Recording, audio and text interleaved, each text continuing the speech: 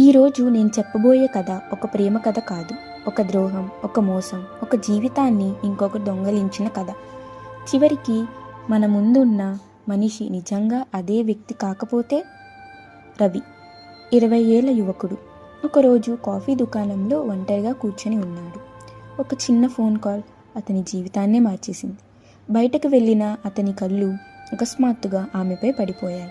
ప్రసన్న కాజల్తో మెరిసే కళ్ళు, పొడవాటి జుట్టు, ఒక చూపే చాలు అతని మనసు ఆమెకే చెందిపోయింది. మాటల కన్నా ముందే ప్రేమ అతనిలో మొదలైంది. ఆమెను ఫాలో అయ్యాడు. అదే భవనంలో వేరువేరు కార్యాలయాలు. రోజులు గడిచాయి. ప్రేమ పెరిగింది, కానీ ధైర్యం మాత్రం సరిపోలేదు. ఒకరోజు అతను తన భయాన్ని దాటి ఆమె నెంబర్ తీసుకొని తనకి కాల్ చేయాలనుకున్నాడు. కాల్ చేసి, నిన్ను ప్రేమిస్తున్నా, కానీ ఒత్తిడి ఏమీ లేదు. ఒక నెల స్నేహితులుగా ఉందాము, తరువాత నువ్వే నిర్ణయం తీసుకో.